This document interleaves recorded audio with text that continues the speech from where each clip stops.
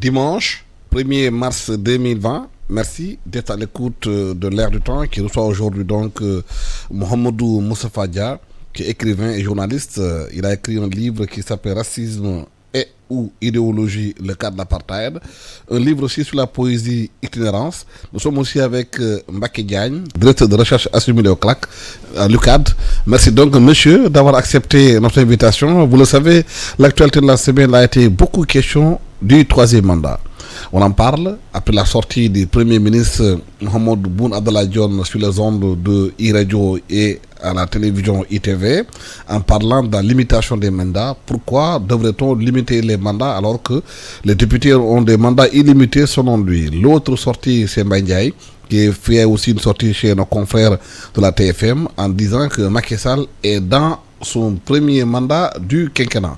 Le débat est donc relancé aujourd'hui, un peu partout on en parle. Il y a eu aussi d'autres sorties, des gens qui sont du camp présidentiel, en disant que c'est de la divagation que sont en train de faire ces deux personnalités.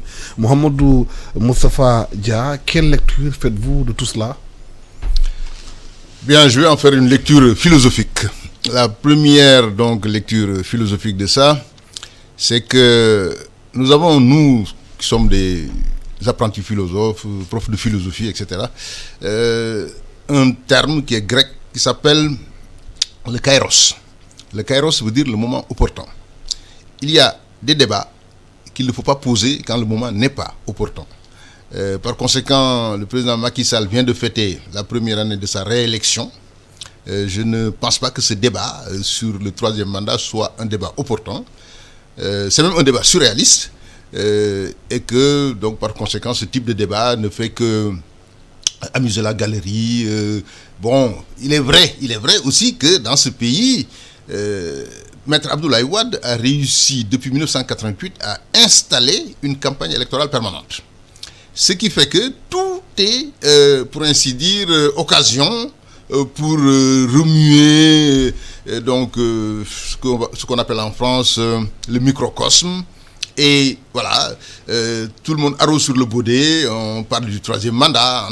En attendant, on oublie de parler d'autres choses plus importantes encore, qui sont le vécu quotidien des Sénégalais, des choses concernant le développement national. Par exemple, moi je dirais, du côté du camp présidentiel, l'accent devait être mis sur l'inauguration donc de la centrale éolienne de Taïba Ndiaye, qui est quand même une réalisation exceptionnelle. Voilà. Et pas le débat sur vraiment le troisième mandat, qui est un débat qui n'est pas à l'ordre du jour, qui n'est pas opportun. Mbacké Diagne, vous partagez cette vision des choses? Merci. Alassane, permettez-moi d'abord de vous saluer et de saluer les auditeurs de e-radio, comme c'est ma première fois. Merci. Bon, vous transmettre aussi les félicitations de certains de mes collègues et certains de mes amis qui vraiment vous suivent et qui voient dans vos productions de belles productions. Merci beaucoup. Et aussi, nous pensons que vous comprenez l'importance de la communication, qui normalement doit être l'un des facteurs les plus importants pour aller vers l'émergence et le développement durable. Parce que la communication, c'est ce qui change les comportements. Normalement, ça devait être l'objectif de la communication. Donc, il est toujours important de communiquer.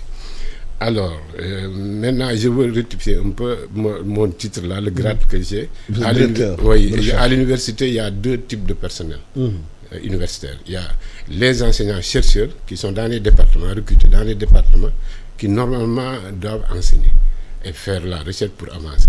Maintenant, il y a les chercheurs où il y a des grades. Le grade que je porte aujourd'hui, par la grâce de Dieu, c'est directeur de recherche assimilé. Directeur de recherche assimilé. Voilà, c'est bien noté. Je ne suis pas chercheur assimilé, mais directeur de recherche assimilé. Absolument. Alors, donc, pour revenir à votre question, je pense que il est très difficile de débattre de ce sujet-là. Mais c'est un sujet qui s'impose aujourd'hui. C'est devenu un sujet de débat public. Personne ne peut, et aujourd'hui, l'éviter. C'est un sujet de débat. Donc, en tant que linguiste, moi, je pense que ma porte d'entrée devrait être peut-être l'analyse du discours. Comment ce discours... Mais justement, comment vous analysez ce discours sur le troisième mandat? Voilà. De comment le discours s'est installé et comment ça se passe actuellement et pourquoi ça se passe comme ça. Aujourd'hui, j'ai remarqué que ce que j'appelle les contraintes contextuelles ont imposé aux acteurs le débat sur le mandat. Qu'est-ce que j'entends par contrainte contextuelle? C'est au niveau interne, national, et au niveau externe, géopolitique, sous-régional, il y a des faits, des phénomènes qui se passent qui poussent les gens à imposer au pouvoir actuel de clarifier le débat. Je commence par les contraintes externes. Autour de nous, dans les pays qui nous entourent, il y a ce problème qui se pose avec la Guinée, la Côte d'Ivoire. Donc, les gens, par ricochet, réfléchissent sur leur propre situation par rapport à la situation externe et veulent que le débat soit clarifié dès maintenant. Et je comprends en ce moment-là pourquoi les gens exigent que ça soit clarifié dès maintenant. Les contraintes internes, c'est notre passé historique, très récent, avec le pouvoir d'Abdoulaye Wade, qui avait posé des jalons, des actes concrets, législatifs, qui ont entraîné, qui ont donc mené au 23 juin, et qui, autour d'un troisième mandat, qu'il ne devait pas avoir, que les gens jugeaient qu'il ne devait pas avoir. Ce passé récent-là impose aux acteurs aussi de demander la clarification au niveau sur le sujet. Donc je vois que ils ne peuvent pas ne pas discuter de ça. Ça, c'est le contexte. Dans le discours, le contexte est très important. Mais est-ce que vous comprenez que ce débat soit porté par des gens qui sont à l'intérieur de Voilà, voilà, je vais en venir. C'est-à-dire, je voulais mettre un autre point. C'est-à-dire que ces contraintes, les contraintes actuelles qui imposent aux acteurs le débat, la clarification sur ceci, sont différentes des contraintes de 2011.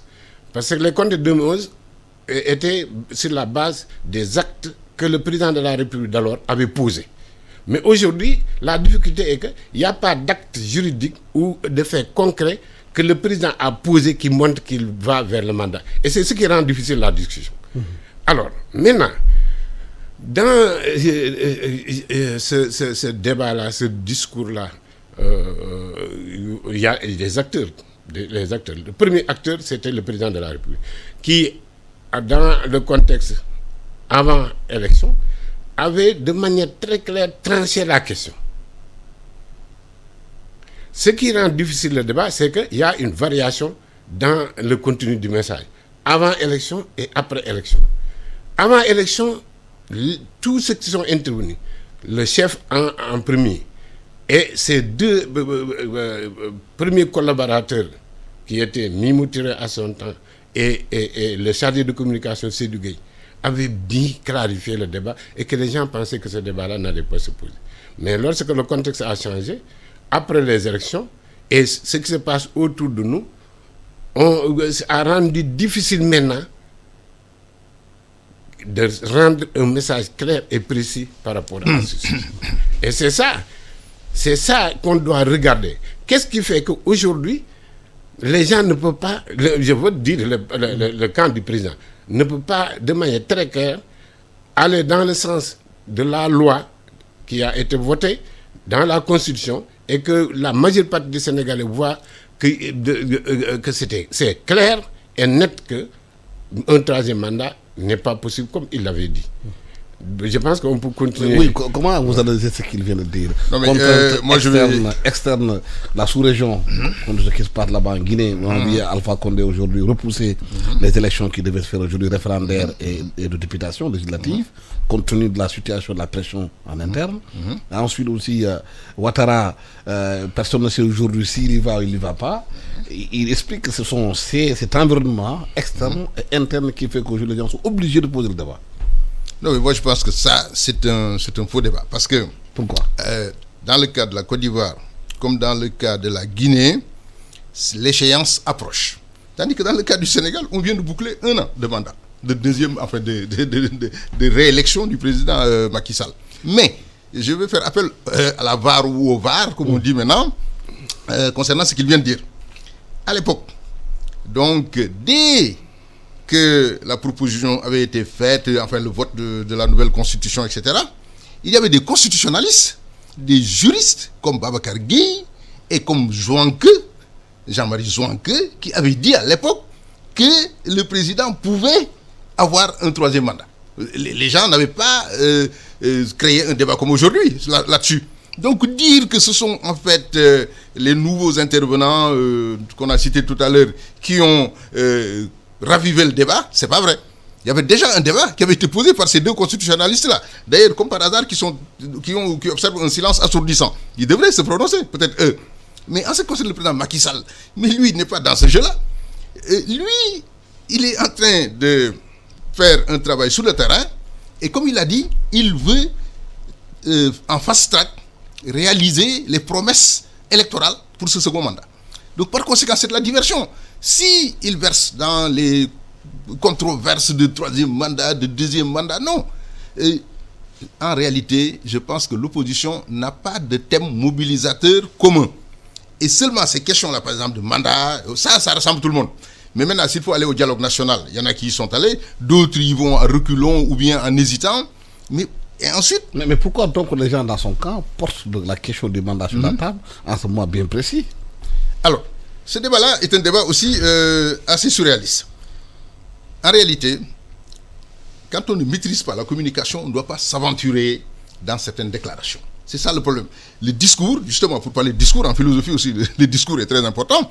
Il a parlé de contraintes contextuelles. Vous savez, le discours marxiste développé par ses héritiers comme Poulan-Sas et autres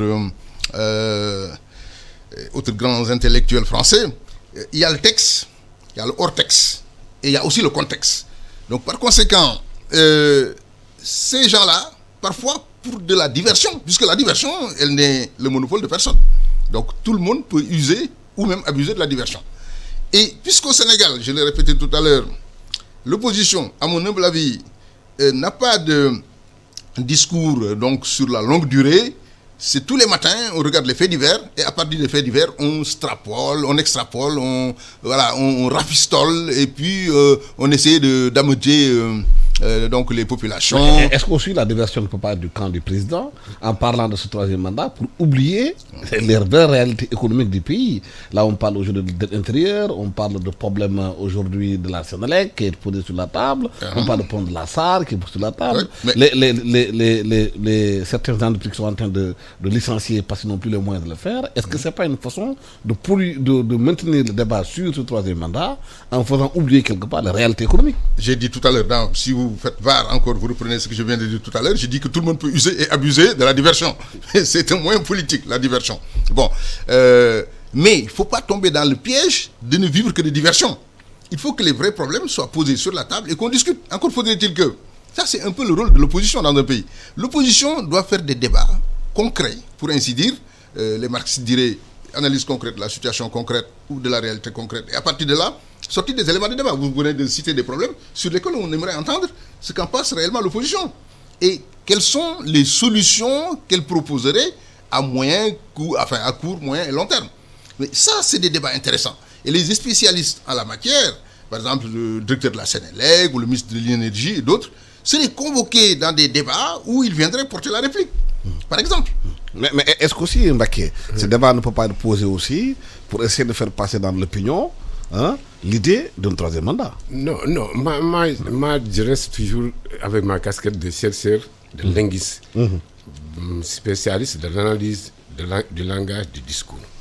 Et à ce niveau-là, je pense qu'on doit aider les gens à comprendre ce qui se passe. Et même le camp du président de la République. Ils ont des objectifs à atteindre, comme il vient de le dire. Mais est-ce qu'il ne doit pas réfléchir encore sur le dispositif communicationnel afin d'éviter les parasites qui sont en train de freiner ce que le président de la République semble vouloir mettre en place, un dispositif communicationnel axé sur les réalisations qu'il est en train de faire, qu'il veut peut-être faire couronner son mandat par ces résultats qu'il vise.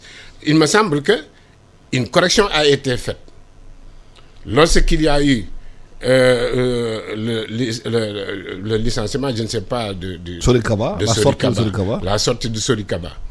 Il y a eu, selon les sorties du camp du président de la cellule de communication, et une rectification qui avait été faite et qui semblait porter une interdiction de parler de troisième mandat. Et je pense que la première erreur, c'est cette interdiction-là. Parce qu'un être humain est fait de telle sorte que on ne peut pas le museler. Il aime violer les interdits. Je pense que... Oui, c'est ça. C'est-à-dire une loi n'a de sens que lorsqu'elle est transgressée, comme il dit. C'est ça. Moi, je pense que la première erreur, c'est l'interdiction. Il fallait leur donner les moyens discursifs de pouvoir défendre leur propre position, la position que le président a tracée. Mais en mettant un interdit, non seulement ils sont bloqués, alors que c'est des gens qui doivent s'exprimer. Et ça suscite davantage la curiosité des journalistes même. Voilà. Donc, moi, je ne suis pas d'accord avec M. Dia. Ce n'est pas l'opposition qui a suscité ce débat. Non, du tout. C'est des sorties de certains éléments du camp du président qui ont entraîné la presse à poursuivre les acteurs et les faire sortir de l'Ongong. Malheureusement, les sorties sont émaillées de maladresse. C'est ça. Et si on le regarde plus objectivement, on voit qu'il y a maintenant une multiplicité de sujets parlants, ce que j'appelle les sujets parlants. Alors qu'il devait laisser... C'est quoi ces sujets parlants? Oui, non, les sujets parlants. L'émetteur du message devait être unique. Ils ont éclaté l'émetteur. Le jeu parlant est devenu un jeu pluriel. Il y a plusieurs pôles. Au lieu que c'est le président de la République qui communique ou bien qui délègue la communication à quelqu'un qui sait ce qu'il doit dire, maintenant, il y a plusieurs personnes qui s'arrogent le droit de sortir et de parler de ça. Alors qu'eux, ils s'étaient interdit ça.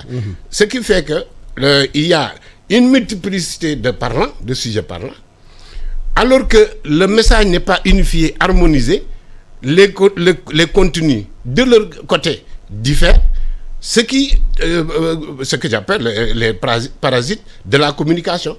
La population ne peut pas saisir. Il y a une disharmonie. Mais c'est un concert de désaccords. Alors, des gens dans le camp, donc, même attaquent d'autres qui ont osé faire des sorties. Et ça crée des tergiversations. Oui, mais est-ce que justement, ce n'est pas dû, si tu n'as pas dit quelque part, à la nature même de la paire, qui est un parti où, bon, c'est une sorte d'armée mexicaine, chacun chef dit ce qu'il veut, comme il veut, et quand il veut. En tout cas, le bal date de longtemps, pour ainsi dire, et qu'effectivement, au niveau de la communication, d'ailleurs, vous savez, dans les partis politiques en général, et au niveau du pouvoir, encore en particulier, il faut qu'il y ait des éléments de langage. Ces éléments de langage doivent être portés par des personnes qui, elles, sont habilitées à le faire, et qu'une fois que ces éléments de langage sont diffusés, tous les autres doivent se les approprier et rester dans ces clous-là, pour ainsi dire. Mais si tout le monde parle à tort et à travers, effectivement, il y a disharmonie, il y a cacophonie. C'est la conséquence de l'inorganisation du parti au pouvoir. Mais le parti, mais ce parti quand même est organisé, puisqu'il y a quand même une administration du parti, il y a des porte-paroles du parti, etc., qui donc portent un message qui est vraiment le message du parti et le message du chef du parti. Voilà. Mais si en même temps d'autres, effectivement, sortent de manière intempestive et font des déclarations qui posent problème, évidemment, ça c'est un débat sur la communication elle-même et sa maîtrise. Ça c'est un vrai débat. Mais justement, est-ce que cette sortie sur le troisième mandat, c'est un ballon de sonde ou bien c'est une réelle volonté d'y aller? Moi, je pense que le président de la République, il faut le tenir. Enfin, il faut considérer ce qu'il dit par lui-même. Il y a quelqu'un, d'ailleurs, son directeur de cabinet, M. Tine, qui l'a dit aujourd'hui, qu'on ne peut pas penser à la place du président de la République. Le président de la République, il a pensé haut et clair lors de l'interview qu'il a accordée aux journalistes après le discours du Nouvel An. Et il a dit qu'il n'allait pas dire oui ou non, et il a justifié le pourquoi. Donc, par conséquent, ce débat n'est pas d'actualité, à mon avis, et que par conséquent, ceux qui s'y lancent, s'y hasardent ou s'y glissent, ne rendent pas service à la cohésion du discours tel que cela devait être donc bâti, construit et imposé avec des éléments de langage que tout le monde devrait respecter. Ballon de sonde ou bien volonté de vouloir y aller? Sincèrement, je ne pense pas du point de vue du président lui-même, je ne pense pas que ça soit une ballon de sonde qu'il a envoyé par l'intermédiaire de ses collaborateurs. Ça, vraiment, je vais attendre les faits qui vont venir. Mais actuellement, là où je suis, je ne le pense pas. Mais ce que je pense réellement, c'est que le président a voulu orienter le débat là où il pense être utile pour que son mandat réussisse. Mais je dis que il doit reprendre la communication en main. Parce que actuellement, vraiment, pour les observateurs que nous sommes, ça ne réussit pas. Mais est-ce qu'en interne, il y a des gens qui ont intérêt à ce que le débat sur le troisième mandat ne soit pas dit? Est-ce qu'il n'y a pas déjà des gens qui se préparent au cas où? Voilà, le discours politique aussi, c'est un discours politique, ce débat-là. Tous les discours qui sont produits au sujet de ce débat sont de type politique. Et on sait que la politique, c'est les intérêts. Ça peut être des intérêts de position ou d'autres intérêts. Donc, quelqu'un peut être mis par de ses propres intérêts et penser que s'il frappe d'un côté, peut-être ça lui créera... Et c'est pour ça que je dis que le président de la République doit reprendre sa communication et remettre le dispositif qui lui permet de canaliser son propre camp de base. Avant de faire face à l'opposition, il faut d'abord s'organiser. S'organiser, c'est comme il l'a dit. Il faut que des éléments de langage soient préparés et que tous ceux qui doivent sortir prennent ces éléments et les renforcent, mais ne les affaiblissent pas. Et il y a un problème d'affaiblissement. Mais ce n'est pas une première que le président fasse une sortie pour essayer de mettre au là un certain nombre de choses. Serigne Kaba, le pauvre, a été aujourd'hui subi des conséquences, mais pourtant ça continue. Oui, malheureusement. Bon, il faut aussi quand même pointer un doigt accusateur quand même à la presse. Parce que... Ah non. Si. Pour des questions. Moi, j'en suis issu, donc je suis un professionnel de ce secteur-là. Pour clarifier les choses. Oui, mais parce que la presse, elle aussi, elle vit de buzz, de politique politicienne. Ça, c'était pas le cas comme ça. Si vous êtes dans un pays politicien, qu'est-ce que vous voulez? Oui, c'est le Sénégalais qui aime la politique. Mais quand même, c'est exagéré à mon avis. Oui, il y a combien 20 quotidiens, je crois, aujourd'hui, dans ce pays. C'estamieux. C'est très bien. Je me demande si on fait l'analyse économique, si réellement cette presse, quand même, a les moyens de sa survie économique. Ça, c'est un autre débat. Mais en tout cas, cette focalisation sur la politique, et attendre des micros à tort et à travers à des gens qui malheureusement ne maîtrisent pas la communication et qui vont faire des erreurs de communication. Et donc, c'est quelque chose qu'on ne peut pas maîtriser et que ce qu'il faut faire, c'est qu'un parti, en tout cas organisé, et des personnes habilitées, donc les porte-paroles, qui vont prendre donc, les éléments de langage qui sont concoctés. Mais à plusieurs reprises, le président est sorti et ça n'a pas empêché les gens de continuer de parler. Oui, mais parce qu'on leur tend des micros et qu'ils ont cette tentation des micros. Mais s'ils veulent parler, on ne peut rien. Mais, écoutez, le micro. Voilà, mais Alassane Samba, vous savez très bien qu'il y a des gens qu'on peut identifier facilement dans ce microcosme sénégalais. S'il reste une semaine, qu'on ne parle pas dans les médias, au niveau des sites internet, au niveau des journaux et autres, mais ils sont capables d'aller se mettre à nu au marché Sandaga ou ailleurs pour qu'on parle d'eux. Non, mais si. Mais si. Pas jusque-là, quand même. Non, mais à ce point, mais vous les connaissez très bien, tout le monde les connaît. Toutes les semaines, on les voit, les mêmes, en train de parler à tort et à travers. Ils n'ont aucune maîtrise de quoi que ce soit. Et voilà, et ça, c'est un débat quand même, un débat très sérieux, parce que la communication, par-delà la bataille politicienne et autres, doit apporter quelque chose à la population. À analyser les phénomènes. C'est bien d'ailleurs que vous ayez invité un professionnel de l'université. Mais l'université du Sénégal, les universités du Sénégal, mais ont des cadres de très haut niveau, des gens qui sont des sachants. Et ces gens-là, c'est eux qui doivent venir éclairer l'opinion. Et d'autres, dans d'autres domaines professionnels. Mais il y a des gens dont on ne connaît ni la qualification, ni les compétences, et qui sont des incontournables des médias. Et qui parlent à tort et à travers de tout. Ils connaissent tout, ils parlent de tout. Mais ça, c'est incroyable. Cette semaine, oui, allez-y. Non, je voudrais être d'accord avec lui. Bon, c'est pour cela que nous avons félicité Alassane Samba. Merci. Parce qu'il est en train de sortir certains universitaires et intellectuels de leur mutisme. Moi, des gens comme moi, on ne me connaît pas dans la presse. Bon, j'ai fait des billets quelquefois dans mon domaine, dans la presse. Mais la presse, radio ou télévision, je l'évite. Mais nous sommes obligés de faire, en fait, comprendre comment on voit les choses pour au moins contribuer à faire avancer la situation. Parce que notre rôle, ce n'est pas d'être du côté des politiques ou d'être juristes. Nous ne sommes pas des juristes. Peut-être des collègues juristes pourront venir. Mais mon rôle, c'est d'abord qu'on clarifie le débat et qu'on puisse avoir vraiment l'évolution de la situation vers des choses qui rendent plus service au pays. C'est ça mon objectif. C'est pour cela que je dis qu'il y a une première correction à faire et c'est du côté du camp du président qu'il faut le faire dans la communication. Moi, j'ai trouvé noble ce que le président a voulu, mettre un dispositif communicationnel dont le focus est sur les réalisations, c'est ce que les populations attendent, et qu'il doit faire impérativement avant la fin de son mandat. Ça, c'était une bonne orientation, mais sa troupe ne suit pas cette orientation-là, et c'est ce qui est malheureux. Maintenant, comment faire? Moi, je pense qu'il est important que non seulement que ce que M. Dia a dit là, avec le terme qui approprié, c'est il faut qu'il prépare les arguments de leur communication, ce qu'il appelle éléments de langage, que ces éléments-là soient bien en fait compris par les acteurs qui collaborent avec le président de la République. Ça, c'est une chose. Parce que la presse fait son rôle. Comme nous sommes dans un pays de liberté de presse, mais ils vont chercher à faire parler les gens. L'opposition aussi, moi je ne suis pas de l'opposition, je ne défends pas l'opposition, mais je ne suis pas aussi du côté du pouvoir.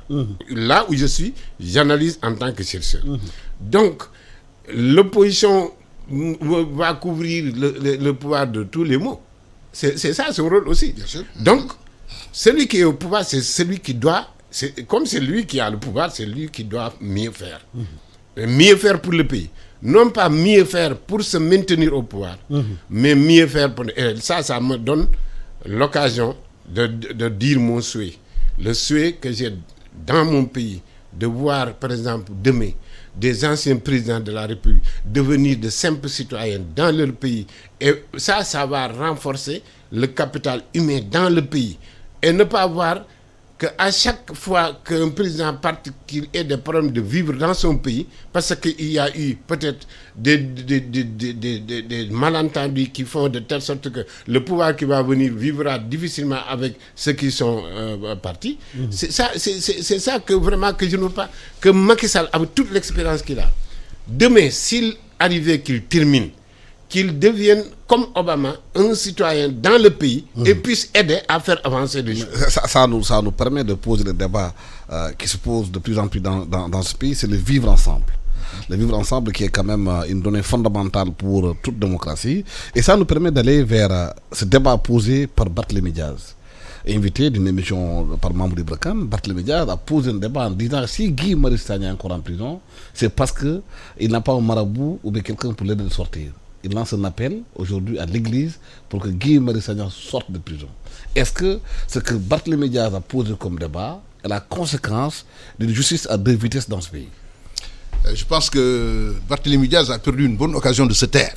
Parce que dans ce pays, quand même, on peut dire ce qu'on veut, sauf qu'il y a une orientation confessionnelle de la justice ou de choses comme ça. C'est totalement déplacé. D'ailleurs, je crois qu'il a rectifié son discours en disant que c'est parce que l'Église n'est pas intervenue, etc. Non, si finalement les gens acceptent cela veut dire que donc on n'a pas de justice et que cette justice peut être donc tordue d'un côté ou de l'autre, pour ainsi dire, si un marabout ou un prélat prend la parole et demande non. Ça, c'est manquer de respect même vis-à-vis de la justice. Guy Marius Sagna est dans les liens de la prévention et de la détention pour des raisons évidentes. Donc maintenant, il faut lui trouver des avocats qui se battent et qui peuvent défendre sa cause. Ce qu'ils ont commencé à faire d'ailleurs avec Maître Amadou Sall, je crois, qui a déposé une demande de liberté provisoire, etc. Mais Guy Marius Sagna n'est pas un Sénégalais au-dessus des autres. C'est un Sénégalais comme tous les autres. Quand il a des problèmes avec la justice sénégalaise, il y a des moyens de droit qu'il faut utiliser pour résoudre ce problème. Quant au débat sur le confessionnalisme dans ce pays, ce débat ne peut pas prospérer, comme ne peut pas prospérer le débat sur ethnique, pour des raisons évidentes. Si vous prenez les familles sénégalaises, je prendrai mes parents sérères.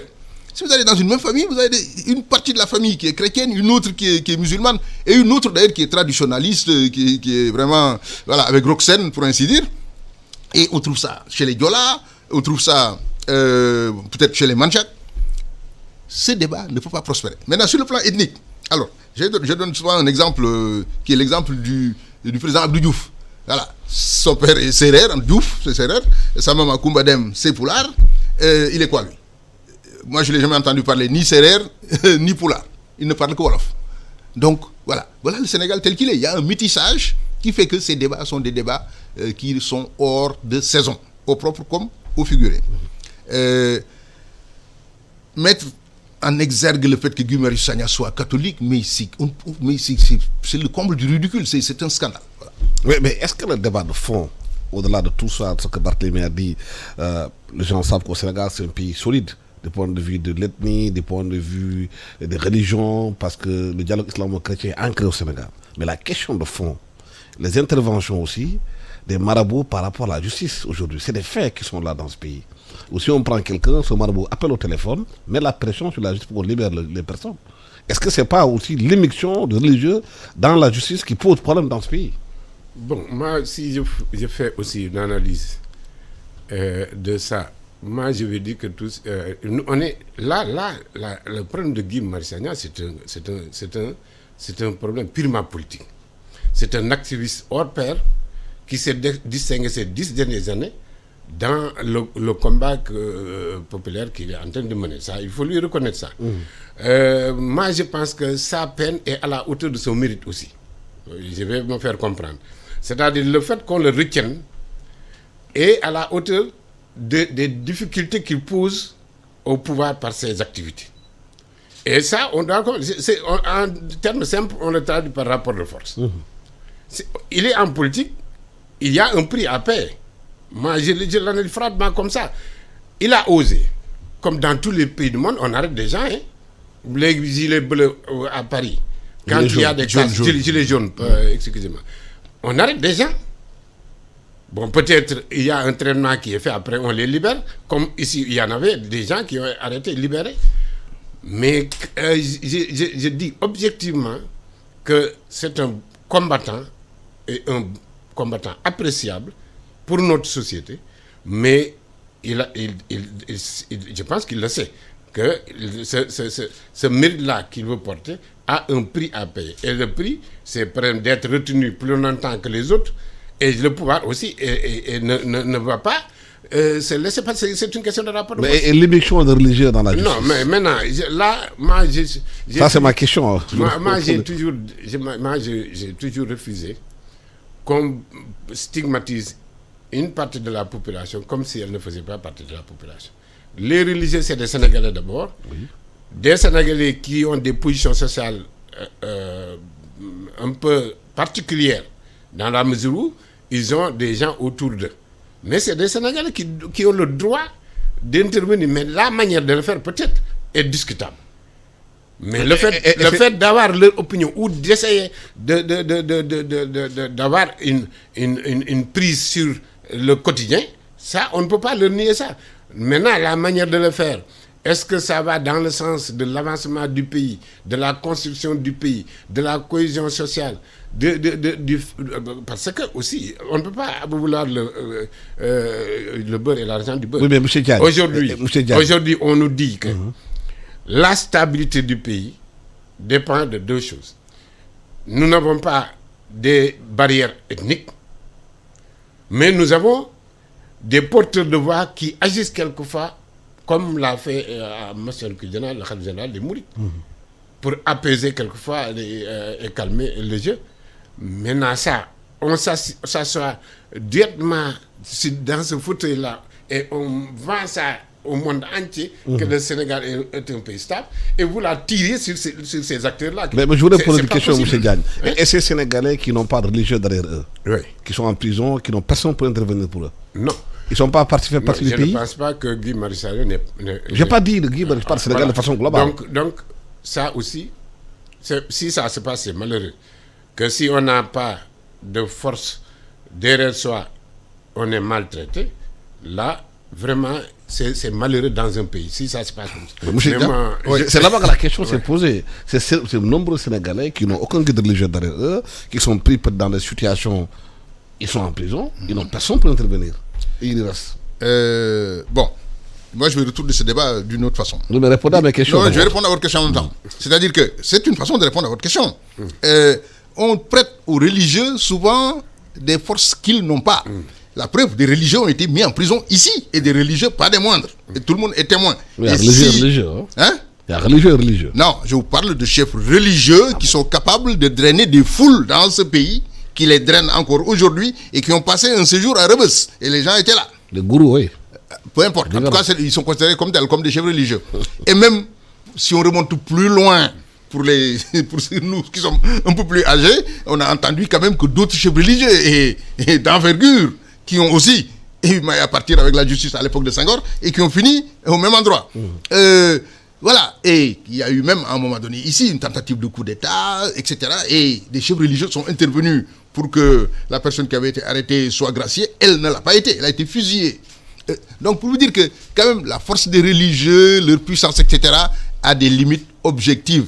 La preuve, pourquoi il n'y a plus, pour ainsi dire, de ndigel qui s'impose et qui fait que les gens votent comme un bataillon dans l'unisson, etc. Ce n'est plus le cas dans les faits aujourd'hui au Sénégal. En 88, ça a été le cas. Donc il faut toujours relativiser les choses. Bon, il est vrai aussi que nous sommes dans une société où les gens, tout en dénonçant le fait qu'il y ait des interventions, dès qu'ils ont un problème, c'est eux-mêmes qui vont solliciter une intervention. Mais c'est ça la réalité aussi. C'est paradoxal. Mais oui, c'est paradoxal. Mais nous sommes des êtres paradoxaux dans ce pays. Et moi, je pense que c'est une excellente chose. Parce que la justice doit s'exercer dans un contexte culturel particulier. Et le contexte spécifique du Sénégal est un contexte où on quand même privilégie parfois le masla.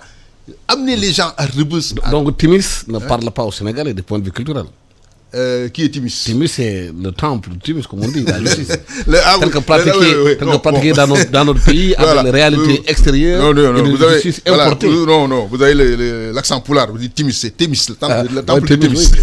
Bon, mais enfin, oui, mais il n'y a pas de justice absolue dans aucun pays de la planète. Aux États-Unis, vous pouvez faire des crimes mais monstrueux sur le plan économique et autres. Vous négociez, carte sur table, vous payez tant, etc. Et ce qu'on appelle le bail-out, vous payez votre sortie. Bon, voilà, la justice, elle est en fonction des réalités. Le dernier point, c'est le coronavirus. Il faut qu'on y aille. Un petit point. Nous ne sommes pas en train de dire qu'il n'y a pas de problème au niveau de la justice.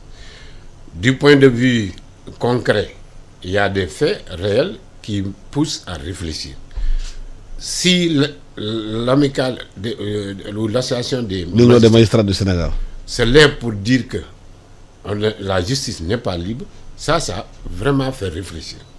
Si un juge démissionne parce qu'il ne peut pas exercer la justice dans les règles d'art, selon ses dires, ça aussi ça fait réfléchir. Si on libère des gens, même qui n'ont pas demandé à être libérés, parce que peut-être la situation politique ou sociale l'a imposé, ça aussi, vraiment, ça pousse à réfléchir. Donc, la justice n'est pas parfaite. Dans notre pays, il y a des manquements qu'on peut lire à travers des faits concrets.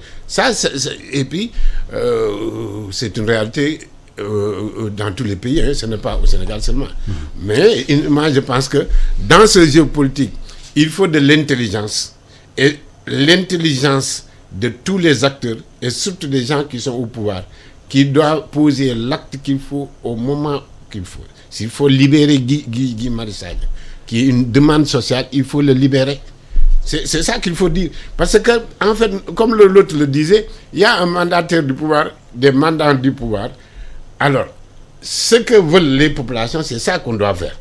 Je pense que c'est...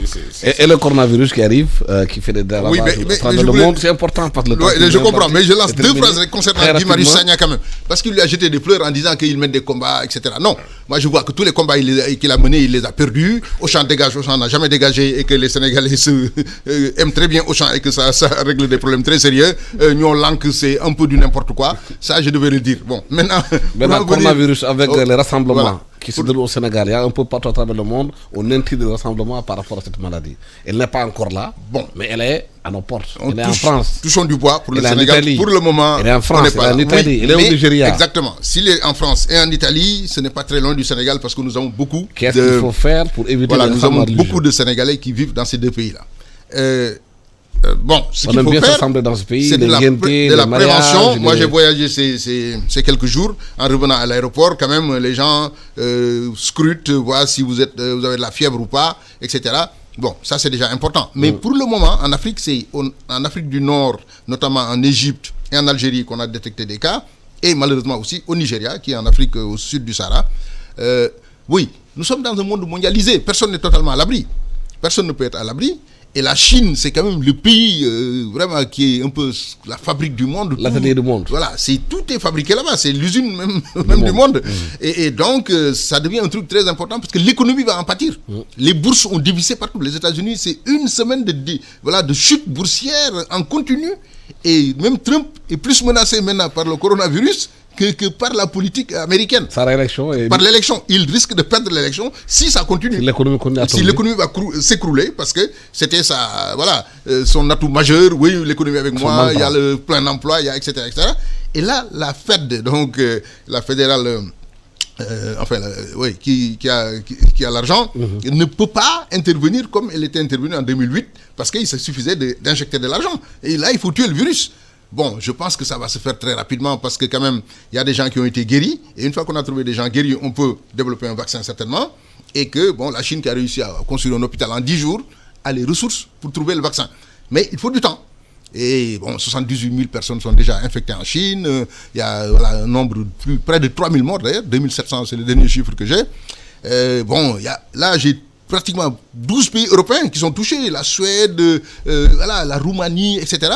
Et bon, nous, puisqu'on a de la diaspora partout, nous devons faire très attention et mettre un cordon sanitaire et contrôler et tester. Voilà, les tests, il faut les faire pour trouver. Justement, c'est par rapport à la diaspora sénégalaise qui est trop présente en Italie, en France, un peu partout. Et on parle de la maladie déjà qui est entrée dans ce pays-là. Et on sait que dans les prochains jours, on va au Sénégal à organiser des Magal, Khajourajab, entre autres, le Magal de Touba, le Gamou, entre autres, et même le rassemblement dans les églises au Sénégal aujourd'hui. Est-ce qu'il faut prendre des mesures pour éviter justement que le virus n'entre par cette porte?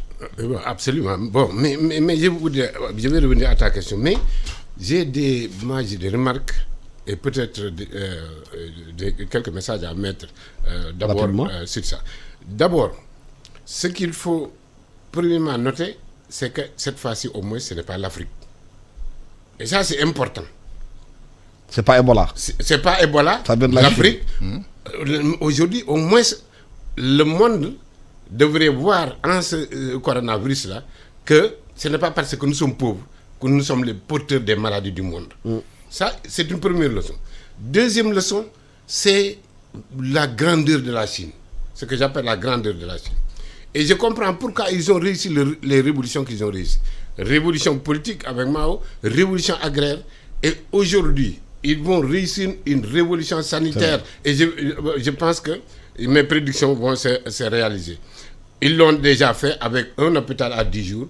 Aujourd'hui, ils sont à 3 hôpitaux. Et ce qui est plus important, c'est l'unité du peuple chinois autour de ce problème. Il n'y a pas de discordance politique à l'intérieur du pays. Et ça, c'est très important.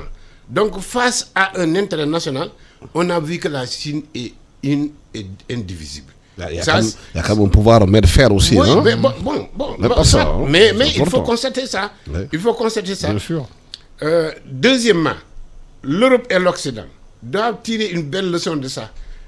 Aujourd'hui, le monde est un et indivisible, comme vous l'avez dit. La globalisation. Mondialisation. C'est penser qu'on doit fermer les frontières européennes. C'est impossible. Et être sauve et saine.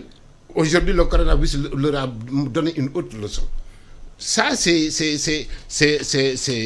la leçon que je veux. Maintenant, pour revenir à notre chez nous, je pense que jusqu'à aujourd'hui, les autorités sénégalaises ont un bon comportement. Parce que dans cette situation, ce qui est plus important, c'est la sérénité. être serein pour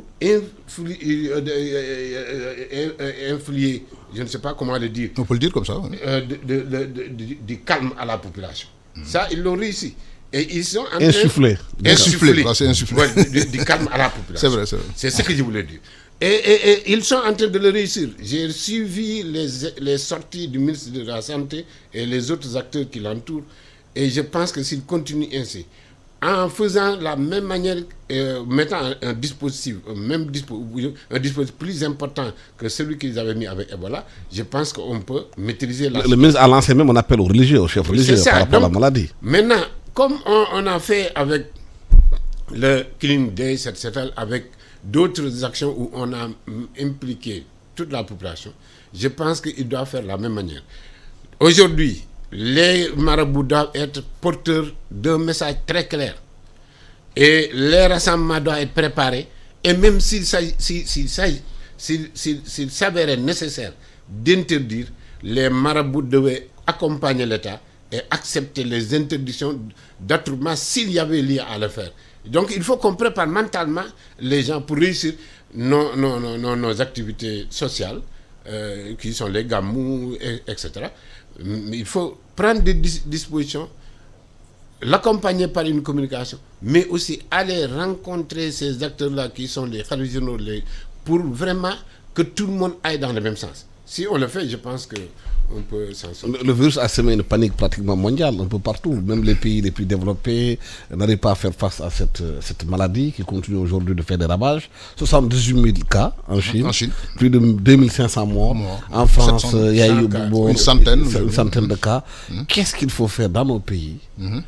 Parce que certains chercheurs sont en train de dire qu'ils ne comprennent pas pourquoi la maladie n'est pas encore en Afrique. Ça, peut-être c'est des considérations, on ne sait pas pourquoi ils ont ces considérations-là. Mais qu'est-ce qu'il faut faire pour que la maladie, si elle arriverait, ou bien si, à faire pour gérer la situation, avec nos populations, nos techniques de santé peut-être qui ne sont pas à la hauteur, nos plateaux sanitaires? Un plan de communication, puisque nous ne sommes pas des médecins, donc nous ne pouvons pas dire ce qu'il faut faire sur le plan clinique, mais sur le plan, en tout cas social, il faut faire un plan de communication pour informer les populations, et d'ores et déjà, comme ça devait être le cas d'ailleurs de manière permanente, les questions hygiéniques de base, se laver les mains avec du savon, etc., éviter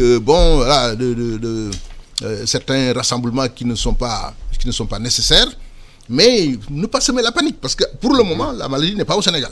Elle n'est même pas en Afrique, dans la plupart des pays, sauf ce que j'ai cité tout à l'heure, connus, Égypte et Algérie et Nigeria maintenant. Bon, pour les autres, ce n'est pas le cas. Et, alhamdoulilah, remercions le bon Dieu.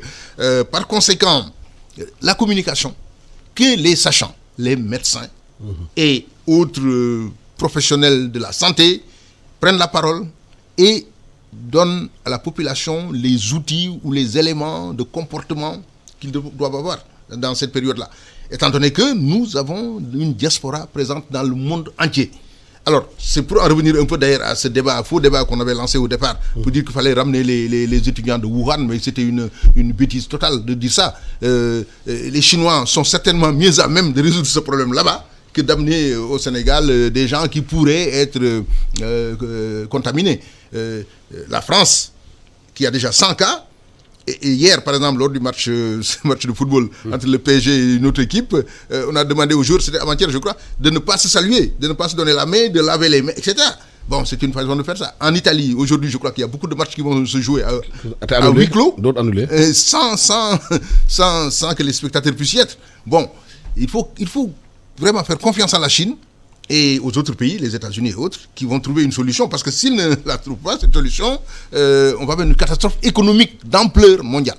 Et ça, c'est un danger. Sur le plan économique, quelles conséquences ça peut avoir pour le Sénégal? Parce qu'on voit qu'il y a beaucoup de commerçants sénégalais qui vont en Chine acheter leurs marchandises. Il y a beaucoup qui construisent avec des matériels chinois aujourd'hui dans le bâtiment. Et tout ça semble bloqué aujourd'hui.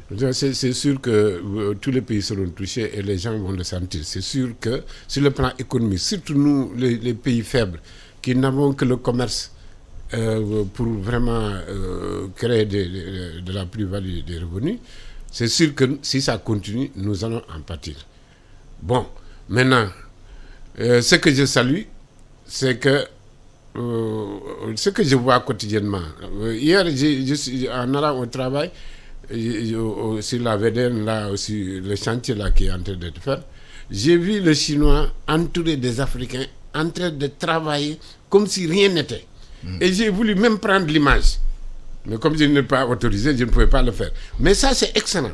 Ça montre que, vraiment, au-delà du fait que c'est un problème réel, ça peut créer la peur. Ici, au Sénégal, les gens sont toujours sereins et ne stigmatisent pas. Il n'y a pas une catégorisation négative de nos compatriotes qui sont là depuis longtemps, qui travaillent avec nous. Et je pense que ça, on doit le maintenir et le consolider. Voilà. Maintenant, le reste, c'est d'être prudent. S'il faut arrêter la mobilité des populations, on les aide. Voilà, le temps que nous avons parti terminé. Merci infiniment à Mohamedou Moustapha Dia, écrivain journaliste, et Mbacké Diagne, qui est directeur de recherche assimilée au CLAC, à l'UCAD. Au CLAD, à l'UCAD. À l'UCAD. Au micro, à la partie technique, Mas Mboup et Biran Sissé. Bon dimanche à tous.